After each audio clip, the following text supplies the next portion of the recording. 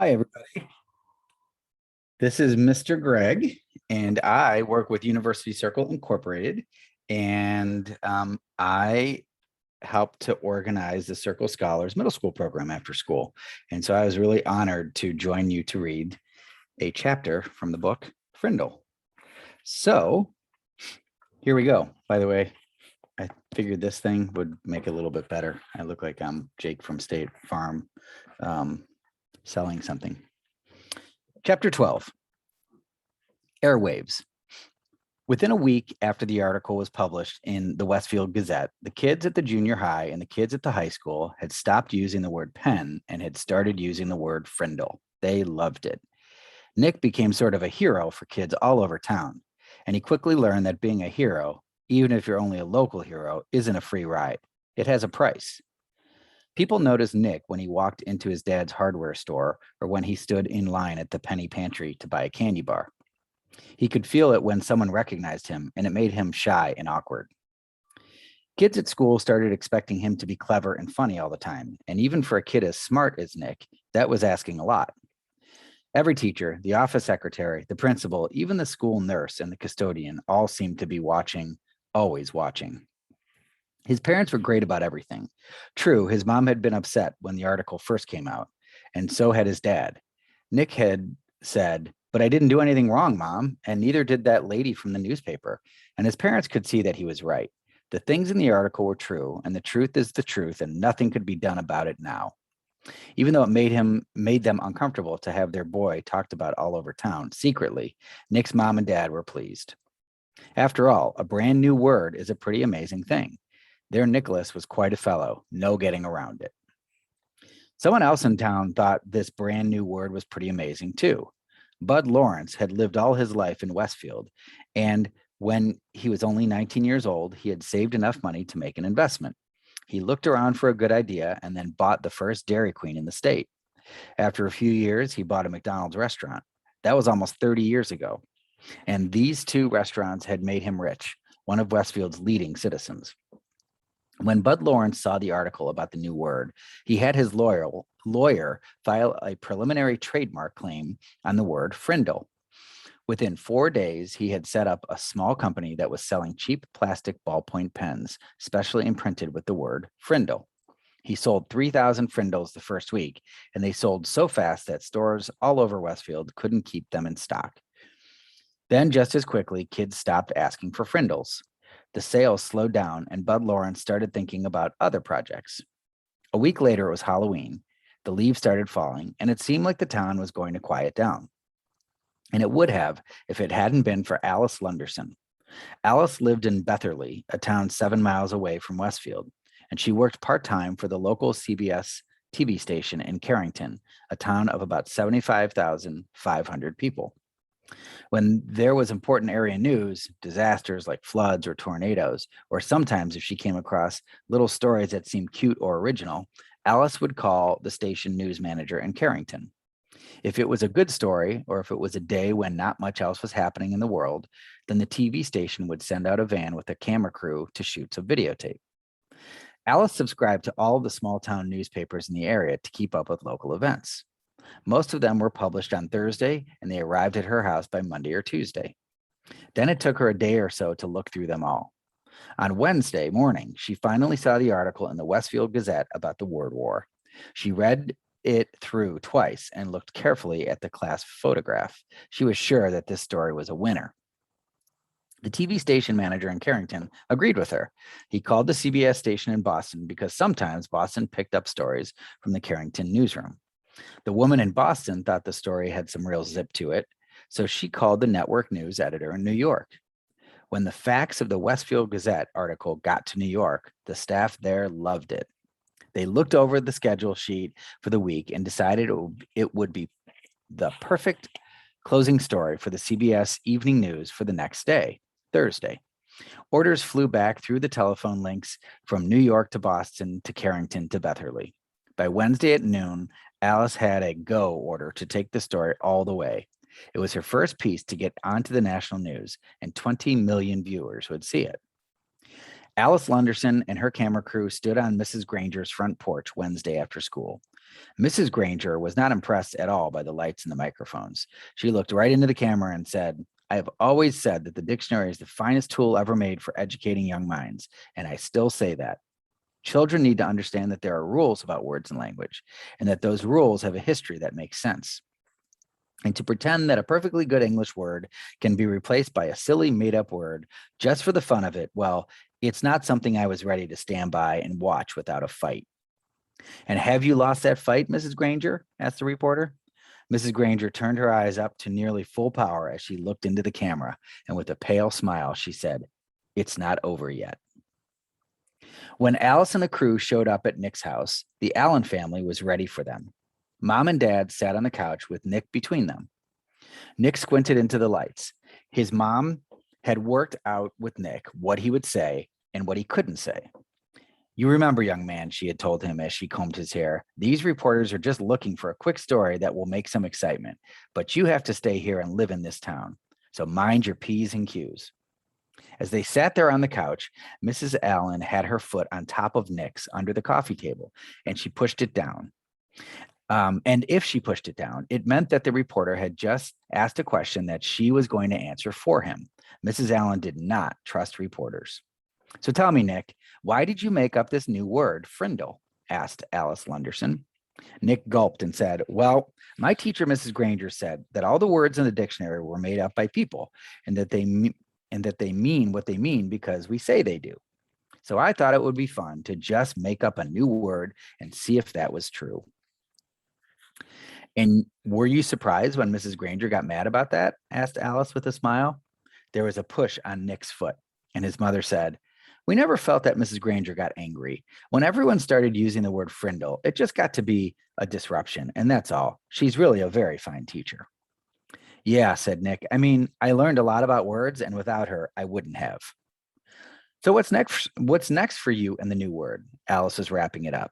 She could see that Nick and his parents were not going to be pushed into saying anything controversial. So she just kept it light and happy. Well, said Nick, the funny thing is, even though I invented it, it's not my word anymore.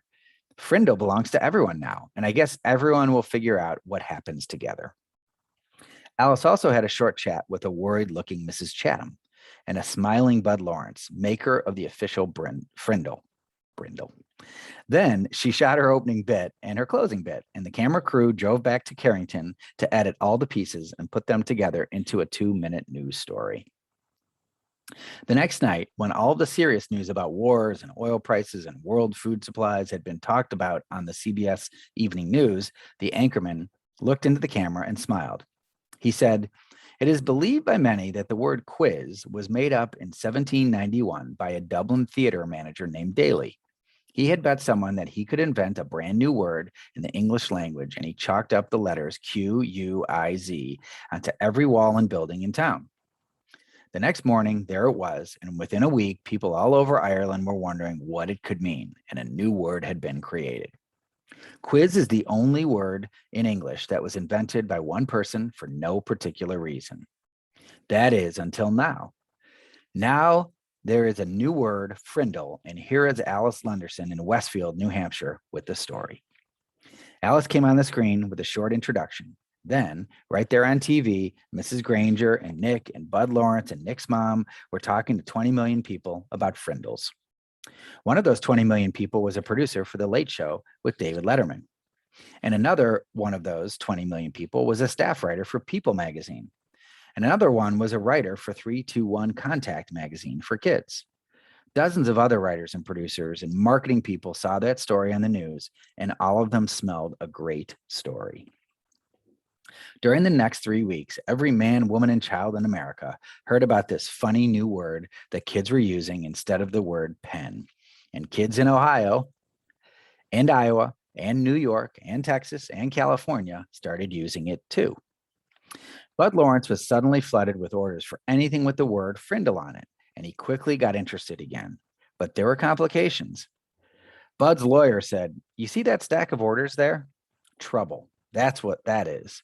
We got a trademark filed, but it's only like an application. The whole country knows that that little kid made up the word. And unless you make a deal with his dad, you're going to end up with nothing, maybe even a big fat lawsuit. That kid owns that word. When Mr. Allen came home at lunchtime, his wife told him that he had to call Bud Lawrence. It's something about the new word. This was not good news to Tom Allen. He was sick and tired of all the fuss, and being away from the hardware store so much while all this nonsense was happening had put him weeks behind on his paperwork. He'd be lucky now to get his Christmas order in time. Even though he didn't really want anything to do with it, Bud was an old friend. So on the way back to the store, Nick's dad went to Bud Lawrence's office. Tom, good to see you, said Bud. He stood up and walked around his desk to shake hands. Have a seat. Tom sat down uneasily, and Bud pulled another chair over. Ever seen Westfield so stirred up about anything in your life? You and Ginny must be proud of that boy of yours. Bud couldn't remember Nick's name. Tom shifted in his chair and nodded. Yes, he's quite something, that's for sure. But I tell you, Bud, I'm ready for it all to just die down and blow away. Too much fuss. Instantly, Bud saw how to get what he wanted. Well, Tom, I'm afraid it's not really going to go away. Looks like something started up and people are real interested. You probably saw those bright red ballpoints around town with the word Frindle on them. Well, that was my doing. Just testing the waters. But your boy, he owns that word. I got my lawyer to apply for a trademark a few weeks back because that's just the way I am. New things come along, I like to be right there in the middle of it. He grinned at Tom Allen, and Tom smiled back weakly. Right now, I got a shirt printer in Massachusetts and another one in Chicago and another one in Los Angeles making t-shirts with the word Frindle above a picture of a pen. I mean, a Frindle. Each supplier has orders so far for over 20,000 shirts. Profits on every one of those is going to be $2, maybe $3.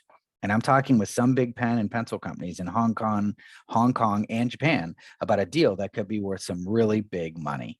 They've seen this Frindle thing in the media and they want to buy the rights to the trademark and make a new line of Frindles for kids. I'm not kidding. This is a hot idea. Bud guessed right. Just the thought of all this made Tom shrink back uncomfortably in his chair. It was way too much fuss. Tom, let me be direct with you. As the boy's guardian, you need to do the right thing about all of this. I'd like to see where all this is going to go. I'm going to take some risks, spend some money, see what happens. But I need your permission. I need your signature on these trademark papers, and I need to strike a deal with you about permission to use that trademark. I know it seems like a big ruckus about a word, but we just can't tell what's to come of it unless we take some big steps. Bud pointed at the papers on his desk. That's a contract, and it's fair and honest. It gives your boy 30% of whatever profits I might make. That's a fair royalty, generous for this kind of deal. So what do you say? Make sense? Let me take care of all of the fuss and see if some good doesn't maybe come of it all. The papers and a pen were there on the desk next to Tom. He looked at Bud, then reached over, picked up the pen, and signed both copies of the trademark papers and 3 copies of the contract. I've got no reason to doubt you one bit, Bud, and I sure don't want to mess with any of this myself. Is that it? He asked, standing up. Not quite, Tom. Here. Then Bud Lawrence handed Nick's dad a check for $2,250. What's this for? That's what I owe Nick for the sales of Frindles from the first 3 weeks, explained Bud with a smile. Tom looked at the check and said, this is terrific, Bud, and I'm really glad about it because it'll sure help with Nick's college. But I wish you'd just keep this between us. If Nick knew, he'd probably stop mowing lawns and I'd never get him to save another penny. So just between us, okay? Bud said, sure, Tom, I understand. Just between us. And they shook hands. Mr. Allen left Bud's office and walked across the street to the savings bank. He set up a trust account for Nick, and the bank manager said he could make arrangements with Mr. Lawrence so that any other money could be deposited automatically. That sounded good to Tom Allen. If he never heard another word about it, that would be fine. As Nick's dad walked slowly back to the hardware store, he wondered if things were ever going to be the same again in this quiet little town. So, kind of a cool turn of events, right? So that all of a sudden, the whole country and even the whole world hears about Nick and his Frindle. So here's the question for you all. How does the whole country and even the whole world hear about Nick and his Frindle in chapter 12? Something for you to think about. Have a good day.